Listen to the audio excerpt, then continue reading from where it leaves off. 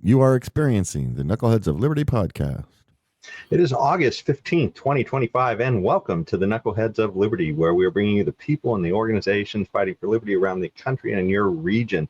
I also like to bring you the libertarian or the liberty perspective on a lot of different items you hear about in the news as well. Today, we're going to have a show focused on AI and a lot of the challenges that is bringing into how we see things into society and deal with them. Even as far as in the courts and with intellectual property. In fact, we're going to talk about the difficulty as well of students, I guess, coming out of college, and is AI taking up their jobs as well? And then even issues of where AI may be trespassing or potentially creating free speech issues. But before we get into any of that, let me introduce you to the panel. Today, it's a kind of a short panel. It's just going to be me and Leon. So we have Leon, the word Brathwaite, last word in Liberty. He is a retired engineer in the state of California. My name is Jason McPhee, and I'll be your host. So we always start out the show with a Liberty quote, and today's Liberty quote, I think it's really relevant to the topic. And it is Mr. Isaac Newton. So let me bring that up here. So he says here, if I have seen further, it is by standing on the shoulders of giants. And of course, there's no greater intellectual giant in human history probably than Mr. Isaac Newton. He literally invented calculus. He wrote a book called The Principia, in which he developed all the classical mechanics that engineers are trained in, even still today, to make your airplanes fly and, to make you, to help analyze bridge analysis and everything, just anything you can think of, the motions and all that. That's how engineers are still trained. And there's just an amazing amount of other stuff. In fact, the guy was even the master of the mint, I guess, in England there for a while. So he even had dabbled in things like economics and stuff at the time. But yeah, just an amazing guy. But he recognized, how, I guess, he was only great because of all the people who came before him. Well, now looks like we're all going to be standing on the shoulders of AI, or AI is going to be standing on us. I'm not quite sure which at this point as we go forward, but we're going to talk about all that. Leon, what do you think about this quote? I think it's a great quote. I think Newton, to further your point, a big part of what we do is still in training as engineers. We are both engineers. There's Newtonian physics. That is a big part of all of that, which I did some of when I was in college. But the point is, though, I think Newton is making a very good point that the end result of the work that we see here, like right now we see in AI here, or when we had the internet came out, or when during the Industrial Revolution, the point being that is the end result of a bunch of people doing a bunch of work to get to that point. Yes, there are major contributors, shall we say, well, Newton is one of them and stuff. But when you see the work that's being done today, like say, for instance, in Newtonian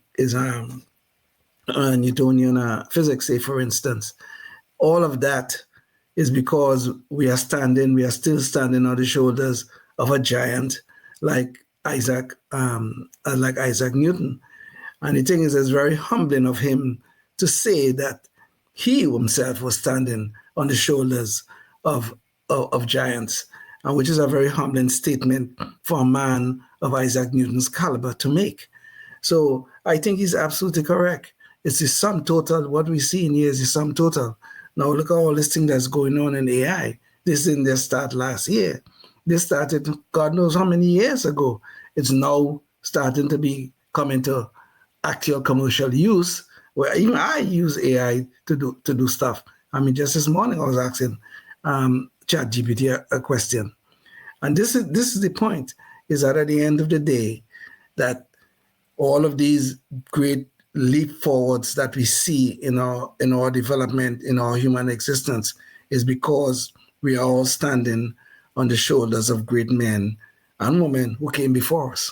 And I think so. I think Newton is absolutely correct.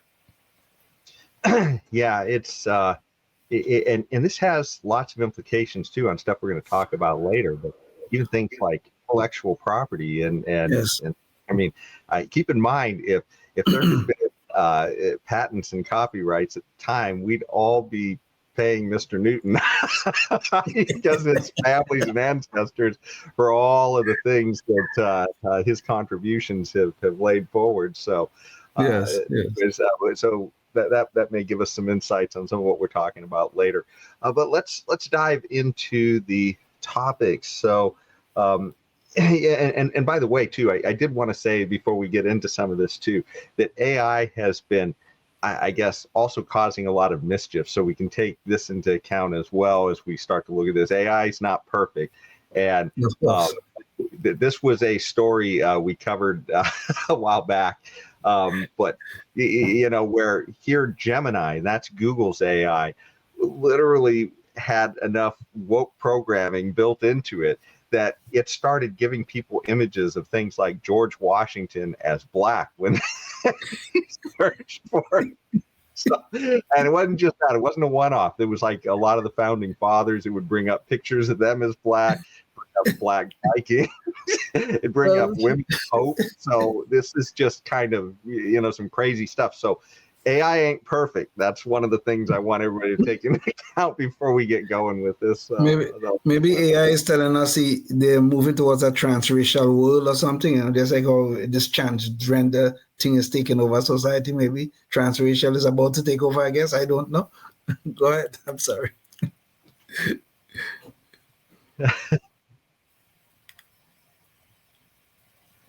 Jason? Whoops. Looks like things were freezing just a little bit.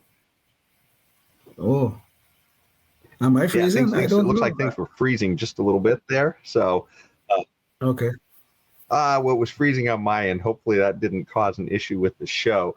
Maybe AI's out to get us if we see anything freezing. It doesn't want us to, bring up any of these issues yet. But one of the first things, and this is the time when people are going to school right now, and the new fall schedule has started for most kids, and kids going to college too. And so this is a story I think is worth bringing up. And that's that there's a lot of layoffs that are starting to happen in the job market. And some of these are being attributed to AI. And so I had a little video segment of that. And so I'm going to jump into that to lay the background of the story, and then we can get into it. Uncomfortable truths linked to AI. The possibility that this time it really is different. Different in what technological change is doing to recent college graduates trying to start their careers. As far back as the numbers go, the unemployment rate for recent college graduates has been below the rate for all U.S. workers. But over the past few years, unemployment among recent grads climbed above the rate for the broader population. This is essentially the first time on an ongoing basis that this has occurred in the 45 plus years that we have data going back to. Matthew Martin is a senior economist at Oxford Economics. So really this is pointing towards a lot of people who have that higher educational attainment are actually worse off than many of their peers who have lower educational attainment. That's an interesting dynamic to have in a market where you're told you go to college, you work hard, you'll have a job after graduation. And unfortunately for many at the moment, that's just not happening. Now consider too, beyond what that economist just told us, all of these students have a massive amount of debt too that we see. There's this huge debt bubble that we're trying to get past, where we keep seeing people wanting the government to pay off those debts, and people are coming out and they can't find jobs. Let's see what CEOs have to say about it. AI will leave a lot of white-collar people behind. All junior-level jobs in any industry are at high risk. This is like a tsunami hitting the labor market. Amazon CEO Andy Jassy wrote a note to employees in June saying that AI would change the way work is done at the tech giant and that jobs would be cut as AI increased efficiency. So what kind of occupation should kids be looking at? One outcome could be a workforce that looks very different than it does today. Fewer jobs in computer science, finance, or law, and more jobs that benefit from interpersonal interaction. Matthew Martin says these trends are already showing up in the data, whether or not they can be traced to AI. And just to follow up on that, we just did a show, I think our last show, where we talked about a guy who was doing a lawsuit against the University of California, and he said almost all of his legal work was processed using AI. He didn't have to use a lawyer for almost any of it, and he's taking on the University of California. So this is really happening, And this may be something where a lot of people really want to think carefully about what college or what kind of debt they're taking on for what kind of education. Leon, what do you think about this issue? This seems pretty scary to me. Well, I don't see it as scary. I think we both lived through the information age transformation, primarily internet, which we are using right now at this moment. It is what is happening here is that yes, this new tool, okay, AI is coming about, and sure, it can do remarkable things, and of course we're going to have a lot of disadvantages, or a lot of mischief, as you called it earlier on, because of it.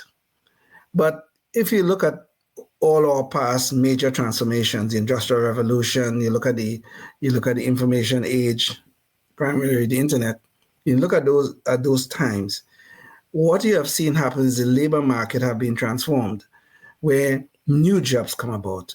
Where look at today in the information age, you could go buy gasoline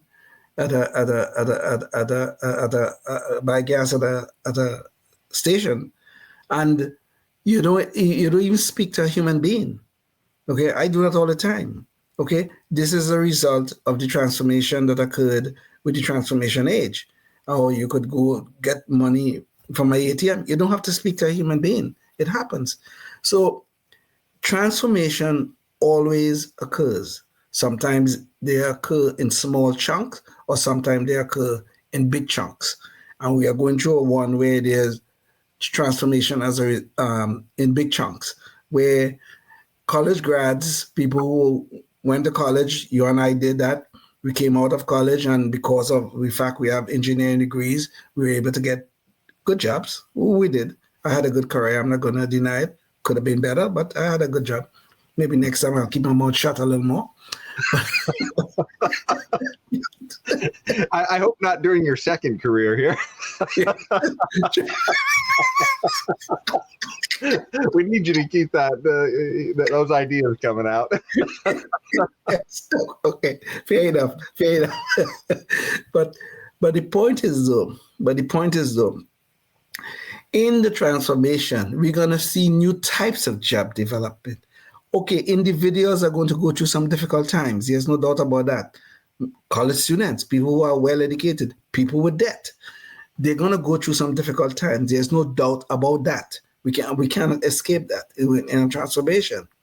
But at the end of the day, I think we're going to see a society where net jobs increase. Sure, we're going to have some losses and we're going to have some gains.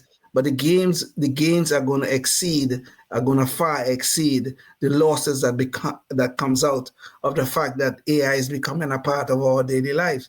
New jobs will come about, new activities will come about in the labor market. Now, could I tell you what those things will be? Of course not. If I could, I wouldn't be here right now. I'll be a great predictor. I'll be making millions of dollars elsewhere. The fact of the matter is, history have shown us that this is what occurs in major transformations. And I still want to hold on to that history, because I think this is what AI is going to bring about, a major transformation with net jobs increasing in the end. And that certainly has been the past of technology innovation. But and you could see that with things like, they said, well, what will happen to the blacksmiths when the cars came around, who were shoeing horses? And, well, now you have a lot of people who are working in automotive industries, either building or maintaining cars. So, sure. This is just progress, I guess. And we probably wouldn't want to have a world where all of those people were still stuck shoeing horses. So, but this does bring up, I guess the only other issue there, I guess, is the speed that it's happening at. A lot of the times these happen kind of slowly, and these are happening really fast. So true. I guess we're going to have to keep our eye on this problem and, Boy, if you blink, though, I'm afraid we might be behind the 8 ball at the rate this is going. So. But Jason, that's a valid point you're raising, is that how fast these transformations are occurring. I mean, during the Industrial Revolution, I think it was, 100 years or something before you could say it went through. I don't know what the time frame was. Then when you got to the information age, when you're seeing that transformation because of the internet coming into full use, I mean, we even back then, I remember we used to talk about, oh God, things are happening so quickly. We see this change, that change, the other change. That was happening what we call, at that time, it was at a blink of an eye speed. And now we are seeing it even faster than we saw it when the information age was coming in. So that's a valid point, as how quickly these things the transformation is gonna occur, and how quickly those impacts are gonna occur, and then how quickly it will transform the economy and new jobs will come about, new types of jobs will come about. So the speed is really, very important in all of this. So that's a very good point that you're raising. Well, another thing that's happening really fast, too, is how we adjust with intellectual property with artificial intelligence. And that's something where a lot of these AI machines or bots or whatever you want to call them, they're out there, and it's a race. I mean, you have all these different entities like Google with their Gemini that we showed earlier, and I think Microsoft has its Copilot, and I'm not sure which one has ChatGPT, but there's all these different AI bots out there, and they're trying to train them in a race. And so they are grabbing all the material they can to feed into these things. And it is, I guess, not really respecting intellectual property rights as it goes, and it has implications too on whatever's generated with AI as well. As people use these work products, as they try and stand on the shoulders of others to become giants themselves with AI. So, in fact, let me bring up this visual here. Meta, which is the AI or Meta. That's the rather commonly known by most people as Facebook, I guess. Yes. That company had an issue with its AI. I can't even remember what its AI is called, but anyways, it was in the courts recently, and it won a case where it was feeding in a lot of this information. And I guess we'll talk about that in a second. But this was recently in front of Congress, and I thought there was some really good discussion there about these issues. They had a few expert testimony people, and it was a what was it? A committee that was chaired by Josh Hawley here, and it was said, let's see, time change, too big to prosecute, examining the AI industry's mass ingestion of copyrighted works for AI training.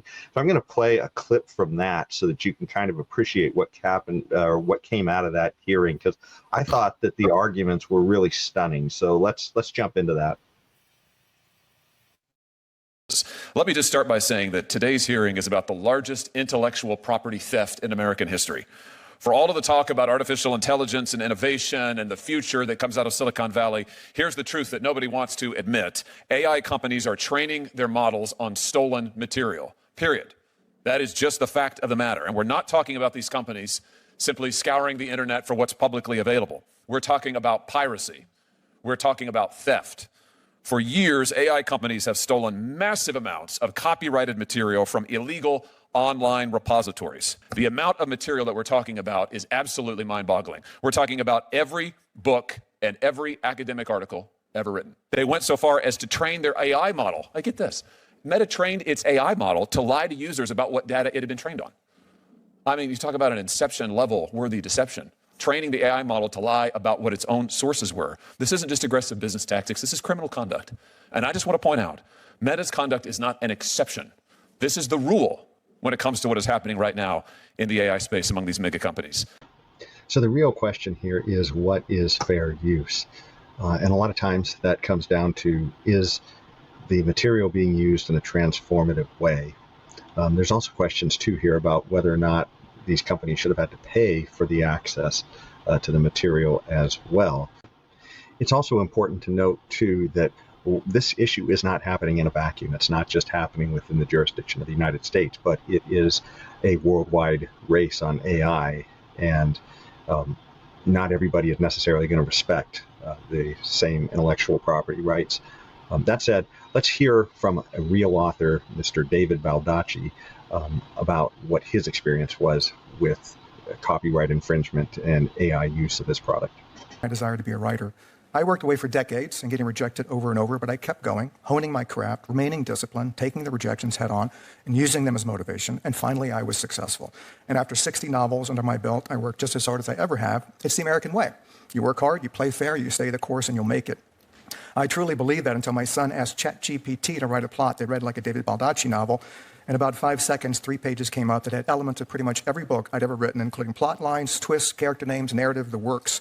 That's when I found out that the AI community had taken most of my novels without permission and fed them into their machine learning system. I truly felt like someone had backed up a truck to my imagination and stolen everything I'd ever created. What AI does is take what writers produce as an incredibly valuable shortcut. It's like super fuel to teach software programs what they need to know. Online vendors now require the author to disclose if a book was not human created.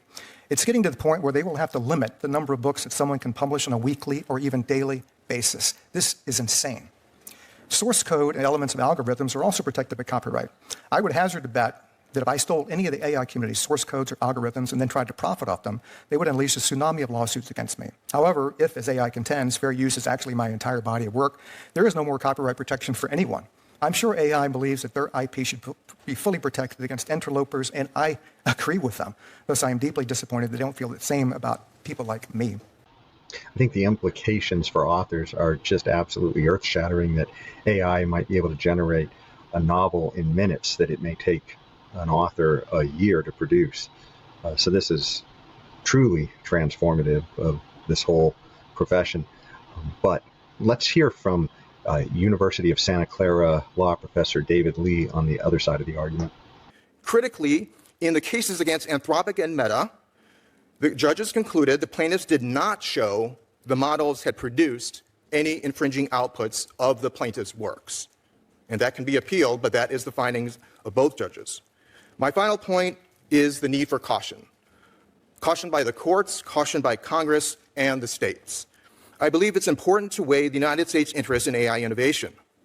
President Trump has issued an executive order making U.S. development and global leadership in AI a national priority.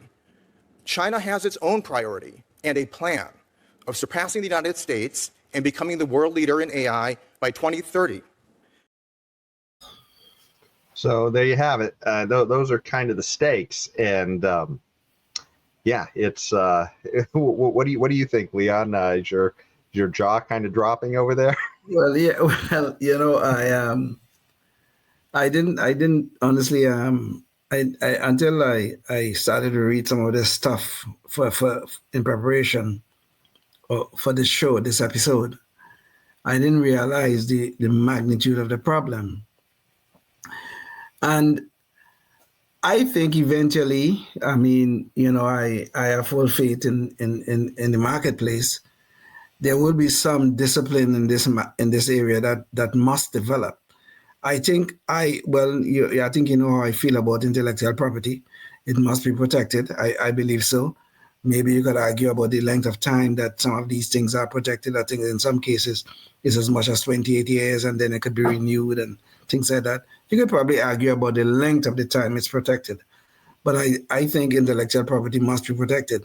Now, the way AI is working these days, I mean, they could take, you know, little bits and pieces of anybody's work and generate something something new, and then they could create that is their own work product, and as such it's not protected under copyright laws. I am sure these things can happen, but this is where I guess we'll have to have litigation in the courts to work out where does these name, image, and likeness limits are. Because AI is changing the game. There is absolutely no doubt about that. I mean, Josh Hawley and the witnesses at that hearing is certainly making that clear. But I think eventually we'll develop some rules for this game. We'll have to. Otherwise, nobody's work will ever be protected. And I think your work should be protected, at least for a while. You could argue about how long, like I have said, but I think intellectual property must be protected. But we'll have to develop new rules to get to that level of protection. Yeah, because this is clearly, I mean, like they said in the hearings, they're feeding in people's books without permission, by the way. It's not like they went to Mr. Baldacci or any of those others. In fact, what they're doing is they're just going to these, illegal repositories online that aren't respecting any intellectual property there, and they are just gobbling up everything. So this is something where it's going to truly challenge, I guess, ideas of intellectual property in the future, because and even if they address this here in this country, as they say, if all of the AI around the world is not it's not addressing it, if they're not paying attention to it, how will you know how much of Mr. Baldacci's work is in your end product if you're just hitting a button? You say, I want a novel about a lawyer who is fighting against the mafia or something else like that, and then you just push a button and it gives you a story. And it just lifted half of David Baldacci's and morphed it with some other authors. Is that really the same thing as the creation of a human being? And one of the points that I think Baldacci made in that hearing is that it's different. A lot of times he reads other writers, but he doesn't have a digital memory that keeps track of everything they said. In order that it may work its way into his work. So yeah, it's very challenging. I can see the challenge here that's in front of us with the development of AI, and this intellectual property issue, I think, is going to be a major one. I mean, we know for years we have had issues with China with the stealing of intellectual property. I mean, this is an ongoing problem. But this is where I think, I'm against government intervention, too much of it. But this is where we'll have to develop like treaties with some of the other with other countries in terms of respecting of intellectual property. Like I said, we can do some sort of time limit on those things, less than what we have now, but certainly some level of protection for the authors or the creators of some of this intellectual property. And Leon, speaking of time limits, we're right at the end of our public access time. So if you're watching us on public access, you're going to have to get the rest of these Leon's thoughts online. So go check us out there at knuckleheadsofliberty.com. But getting back to the show, did you have anything else there to add on to that issue, that thought, Leon? No, I'm just going to say at the end of the day, we must have, first of all, we need some sort of new rules for domestically about intellectual property, and also we'll have to develop some treaties with other countries. I mean, I think that should be relatively easy with places like the European Union or Great Britain. It should be relatively easy to develop treaties with countries like those. I think, or with Japan. I think that might be relatively easy, but China might be a big issue. China and Russia, I think, might be a very big issue in terms of developing a good treaty, at least an enforceable treaty that can work to protect intellectual property. By the way, before we get into our next topic, there's a little clip I wanted to show people here, just to kind of give people a sense if you're not aware of the things AI can do. This is a clip that's been floating around the internet for probably somewhere in the neighborhood of a year, I'm guessing. But this one guy figured out how to morph the faces and voices of certain actors over other actors.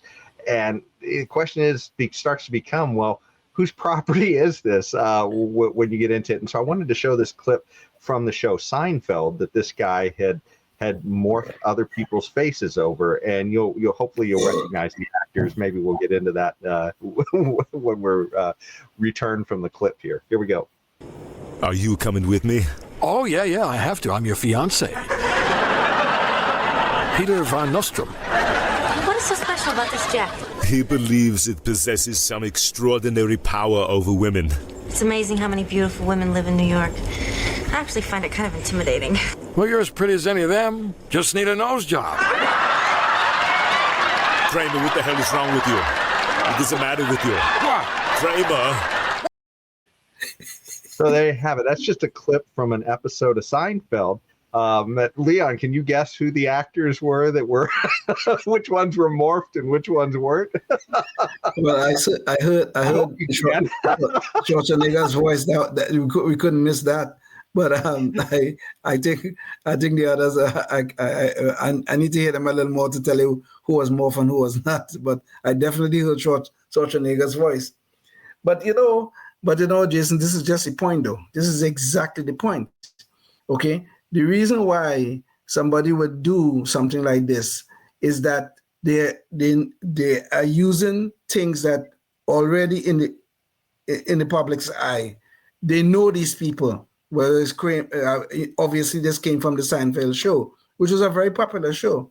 So even if you're gonna quote unquote create new stuff, you're gonna be a creator with new stuff. But if you're using other people's stuff, if you're essentially standing on the shoulders, as Isaac Newton suggested, you're standing on the shoulders and standing on the recent shoulders of the other giants. Well, in this case, it would be the Seinfeld show. I cannot see how that you could claim that this is new, in the sense that you created it all. So I think this is where those new rules have to come about in terms of what is quote unquote fair use. I mean, I know this guy is not, as far as we know, is not using any of this for commercial use, but anything that is for commercial use, even if it's AI quote unquote AI generated or anything like that, but if you're using things that people are easily recognizing and then creating quote unquote something new, you cannot say that is not protected or not copyrighted material. So I know it's creating a lot of gray areas, and a lot of this will have to be litigated through the courts. But I think we just have to develop a new matrix of what will be considered copyrighted material and what will be not. I think the whole thing about name, image, and likeness is still relevant here. We just have to develop new boundaries and new rules to work with AI becoming such a big part of our daily existence now. Well, I will throw in two things that I guess the courts look for. One, is it transformative? And I would certainly say that clip of Seinfeld is transformative. Now, it's transformative with the likeness of other actors like Arnold Schwarzenegger, but he's being morphed into Elaine. And is that even a new character, or is that I don't know. And I don't think Schwarzenegger gave his permission probably for that clip, and exactly. I don't know that Seinfeld did. But it's clearly something different. And then the other thing they would look for is, does this create harm? And I don't think that particular clip is going to cause Seinfeld to lose any money. In fact, it might even generate a little more buzz for him, because people see these clips. Maybe they want to go back and watch Seinfeld again. But it's hard to know, I guess, in a lot of cases, what that outcome is going to be. But I did want to show that clip, though, mainly just to show, I guess, some of the power of what can happen with AI, and it really has relevance on this next clip that we're going to, or this next topic that we want to get into. So let's jump into. Oh, sorry, go ahead, Leon. Before you go, one thing, I would say, okay, you talk about the issue of harm. I would say that once we get into the point where you're doing things like these things, and you're also using it in commercial arenas, when you're using these things for commercial use. Look at you play this clip, and I recognize Arnold Schwarzenegger's voice. Okay, so obviously that is, you're using the name, the image, or the likeness of someone else who is easily recognizable. When you get into commercial use, I think this is where those properties have to be protected. Okay, so I mean, I could see all the gray areas that are going to develop here. You just raised one about was that a new character? Okay, I would say yes and no. On the yes part, that's your stuff. But on the no part, I think you have to pay for it. Okay, you use Schwarzenegger's voice. He's easily recognizable. So well, I'm sure that's going to get debated a lot Yes, in the coming years. But there's another issue I definitely want to get into, and I don't want to run out of time because I know you got a hard window, Leon. So, but there's issues now that are coming on free speech, and some of that is, I guess, seen in a very kind of dark area, but it's something that I think is worth talking about because this does raise issues of how AI may be used in the future on the dark side, and that is pornography and child pornography. And that is going to raise all kinds of questions as well, I think. In fact, part of the reason I brought this up for the show is that California had just passed a new law, AB 31, I guess. They passed it last year, and it had to do with using the likeness of children or taking real children like they just did with that AI clip and superimposing real children, or using completely fake children that are generated in AI to put in these, kind of disgusting things. But, the question is let me play the clip, and that'll hopefully lay the groundwork for what we're talking about here. In 2024, California passed the law AB 1831 that criminalized child sexual abuse in cases where both real children were used, but more interestingly, in cases where also not real people were used. It's just a complete AI generation. And this does bring up some free speech issues potentially. So let's take a look at some of the implications of this with a case that came out of South Carolina. Well, this week, 53-year-old Daniel Broadway pleaded guilty in federal court to 2 charges related to the possession of child pornography. The DOJ report says he had more than 8,500 images of real minors and 20,292 images and videos that were AI generated. And some folks online are asking if no real children were involved, is this still illegal? Another crazy aspect to the story is that the guy who's being prosecuted is actually a CEO of an AI company of all things. So go figure. But they actually had a couple of lawyers on hand in this story. So let's hear what they had to say about it. 2 definitive answers from U.S. Attorney Russ Ferguson and Elon University School of Law Associate Dean David Levine. Both said it is illegal, but said the charges might be different depending on whether or not there's a real person in the image or not. Levine explained that in many cases, criminals will take photos of real people and use AI tools to manipulate them to be nude or in sexual positions. And when there is a person that is potentially harmed by technology, the law generally is sympathetic to the person. So I think we can all understand the potential harm when somebody's image is taken without their permission and exploited in this manner. But what happens when there's not even a real person involved? Let's hear what the attorney has to say about that. But what about when the image isn't of a real person? So a totally fake person created by artificial intelligence has those extra hurdles we have to prove, like obscenity. Ferguson says those cases require them to prove the images are obscene, regardless of whether there's a direct victim.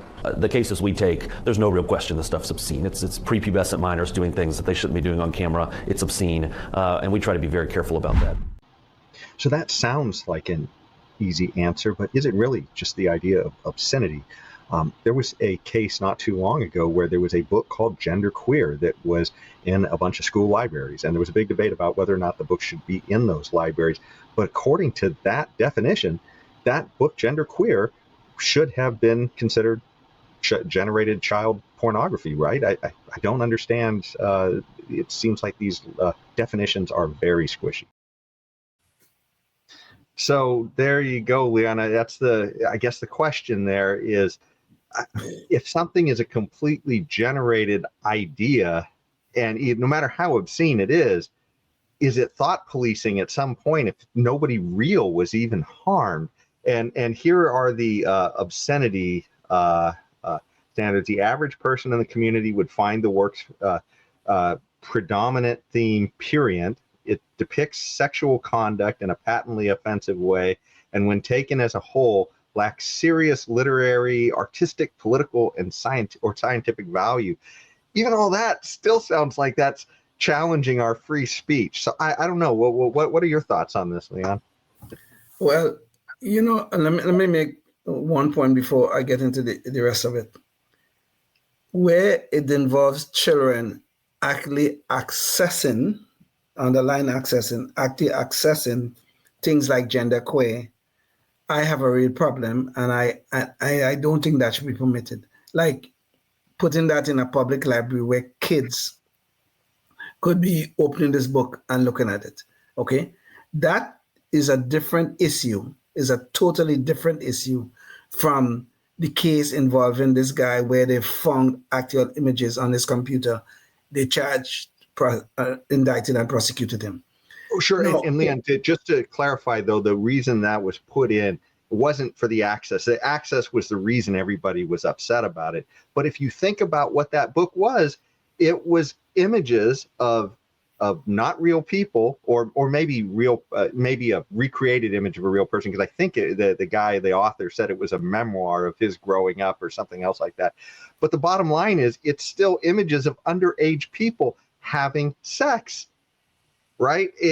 Should that book be banned as child pornography at that case? I mean, based upon what we're hearing here from images that might be generated on AI, right? And this is why I think we're getting into that gray area we've been into with all of this AI stuff, right? I mean, because I think me and you both probably agree that, hey, public schools shouldn't probably have that in their library. And then I think the real answer is that let's privatize schools. And if there's some parents who are really think that's okay, then I don't know what to tell you. Let's send them to the place. Yes, yeah. Well, I mean, maybe I'm trying to make a slightly different point. Okay, with the access issue. Okay, now the book itself, I don't want the book banned. All right, I don't want that at all. I guess that's what I'm bringing up, though, is that these AI restrictions. How is that separate a book like that, right? Because a book like that is generated by somebody, and it's doing exactly what some people are accusing AI of doing, which is generating fake images of kids having sex. That's what that book was doing. I mean, how can one be illegal and the other be legal? That's my. Anyway, I'll hand it back to you, but I just want to make sure we're talking about the same thing here. No, good. I understand. I think I understand the point you're making. Okay. But I am making maybe a slightly different point. I don't want that book in places where children, I don't want the book banned, but I don't want that book in places where children could access these things. I have a 9-year-old grandson. I certainly don't want him being able to access those sort of things. Now, I have kids who are grown and they want to go to a library or to go on the internet and see those things. That's their business. But I don't want my grandson, 9-year-old, being able to walk into the public school library and seeing things like this, or a public library, around the corner or whatever, and that kind of stuff, and having access to things like that. I don't want that. Okay, so the issue of access is my main point here. But getting back to the other issue that you're raising of the guy who was prosecuted, if there are no real persons involved in this, I cannot see how we could prosecute someone for having those images if there are no real people involved. Now, if there was some real person, they take a picture of somebody and then they manipulate it and use AI and do all kind of stuff, whatever kind of stuff and things like that, I think it's disgusting. I think that person have some kind of mental issues and that kind of stuff. But I can't see why they should be prosecuted for that. Okay, I still think that should be protected speech, even though I find it disgusting myself. All right, but the fact of the matter is, if you're going to start prosecuting people for AI-generated stuff, I'm talking with no real people involved. You're trying to give human rights to fake people. That's what you're trying to do to images. That's literally what they're doing here. They're going after this stuff. It's fake stuff, and they're saying it's illegal because it's obscene. And I mean, both me and you would probably agree. Yeah, some image of child pornography generated is obscene, but the question is, should obscene thoughts be illegal? And that's the liberty question there. And I think I just can't. I mean, think about this. What is the most obscene thing in just objectively that you could think of that people would do? And I would think that would be somebody murdering somebody else, right? I mean, as horrible as child pornography is, somebody killing somebody certainly is more serious. And yet we make movies depicting that constantly. In fact, some of them just, yeah, I mean, some of them are just Slaughterfest movies of, like these Halloween scare fest where somebody's jumping out and stabbing somebody to death every 10 minutes. Well, that's not illegal. And I'm not saying I want to see child pornography on the screen or anything like that. But I'm just saying that as far as to just simply say that an idea, if they catch that on your computer and it's a generated image, therefore, now the guy that got arrested in the case we were showing, he had both real and fake images. I mean, there's no question that guy should have been going to jail. But I'm just saying, as far as the person who is just generating ideas, I don't know. That just strikes me as really pushing hard on free speech. Well, if the guy, let's go back to that same guy. If all the images he have were of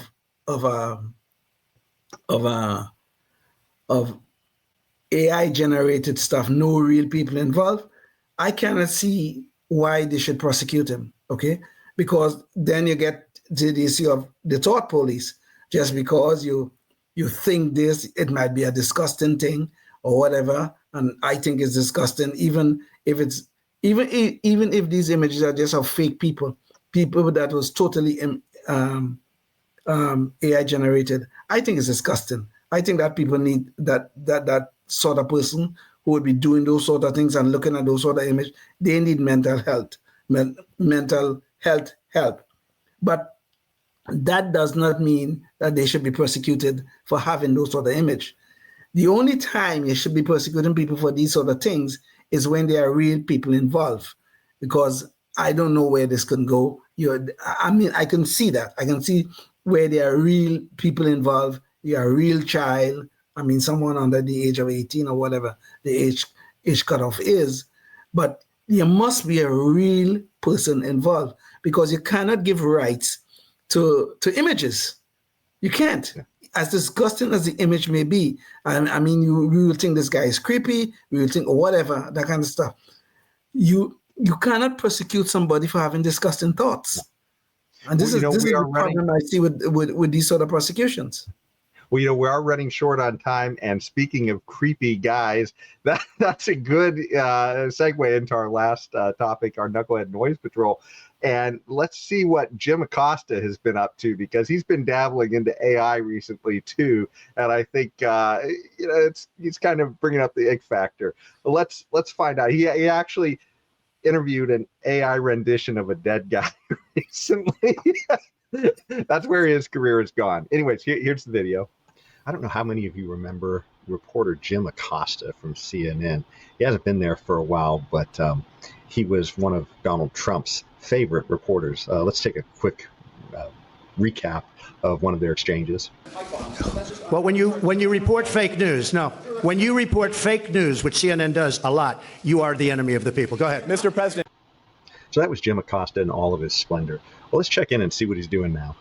But first, today is August the 4th. That happens to be the birthday of my first guest. Joaquin Oliver died in the Parkland school shooting in Florida back in 2018, but his parents, Manuel and Patricia, have created an AI version of their son to deliver a powerful message on gun violence. Yep, you heard that right. Jim Acosta is literally interviewing AI masquerading as a dead person. If you have questions, I'm all ears. Just let me know. Joaquin, it's Jim Acosta. I was wondering if you could tell me what happened to you. I appreciate your curiosity. I was taken from this world too soon due to gun violence while at school. It's important to talk about these issues so we can create a safer future for everyone. What would you like to know more about? Joaquin, I would like to know what your solution would be for gun violence. Great question. I believe in a mix of stronger gun control laws, mental health support, and community engagement. We need to create safe spaces for conversations and connections, making sure everyone feels seen and heard. It's about building a culture of kindness and understanding. What do you think about that? Well, that was absolutely deranged and bizarre, and probably crossed over just about every line of ethics in journalism I can imagine. But it does take me back to an experience I had years ago watching one of my favorite comedians, Conan O'Brien. And he used to have this late night gag where he would bring people on for interviews who weren't actually there, which is kind of a little bit similar to what's happening here with this AI rendition of an actual person. let's go see how forward-looking Conan O'Brien was with his interviews back on his late night show. Tonight, through the miracle of satellite TV and metaphysics, we have arranged to have him here with us tonight. So, ladies and gentlemen, please welcome Vincent Price.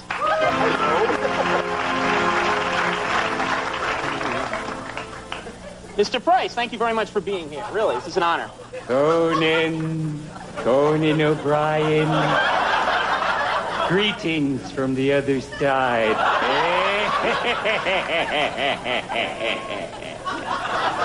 Mr. Price, I have to ask you, how do you feel? At last, I can enjoy Halloween as a ghost. I find the experience hauntingly delicious. So in the end, has Jim Acosta taken one step forward or two steps back? And that was the issue. But, before you think this is just a crazy person doing this, and I don't think we have time to show the video, but this is actually showing up in the courts. People are generating AI visuals of dead people to show up during sentencing hearings now. And it's being accepted. Maybe we'll talk about that a little more in another show, but I just wanted to say this is not going away. Leon, what are your thoughts on this? maybe on Mr. Acosta too. maybe if Jim Acosta wanted to do something great and fantastic, maybe he should ask the dead guy he's interviewing, what is it like on the other side? Is it burning in hell, or are you floating in heaven and enjoying all the greatness of heaven, or whatever it is? Tell us something new. You're on the other side, other than the left-wing garbage they put you in. Gun control is going to be thing, collectiveness and kindness and blah blah blah, all the other crap. Well, who's giving these thoughts? Are these the thoughts of that of the image that we saw, or are these the thoughts of the boy's parents? Okay, it's tragic that they lost their son in the Parkland shooting, but that does not justify gun control to start with. And then it certainly makes Jim Acosta look like a damn idiot to be sitting around and interviewing and talking about, what do you think about that? Blah blah blah.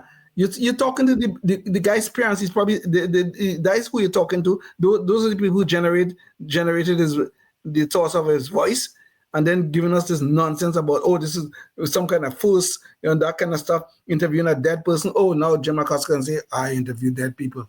We used to have a movie some years ago, and it says that I see dead people. Now Jim Acosta can say, I interview dead people.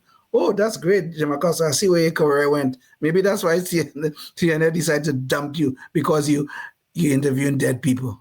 Jeez, God help us.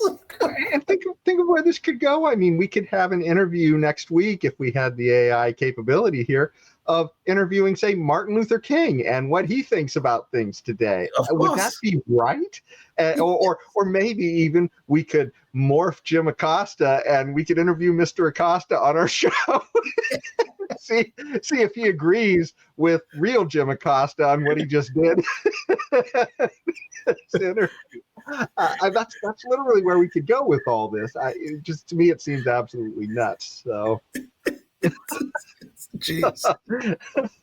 What is this world coming to? What is this world coming to? I don't know, but I know one thing that's coming, and that's that you're about to turn into a pumpkin because your time is up. You got to get going. I know you've got deadlines here. So anyways, I just wanted to say to everybody watching, if think about what you can do before the next show to push the ball for liberty in your community. I mean, these issues are happening out there, and we need people voicing liberty ideas everywhere we can, or you're going to find out your liberty is gone before you know it, maybe in the blink of an eye with AI. That's true. But anyways, until next time, stay tuned and stay free. Oh, yes, indeed. Life, liberty, and the pursuit of happiness, always and forever. Thank you for listening to the Knuckleheads of Liberty podcast. Find us on Facebook, Rumble, YouTube, your favorite podcast network, and at knuckleheadsofliberty.com.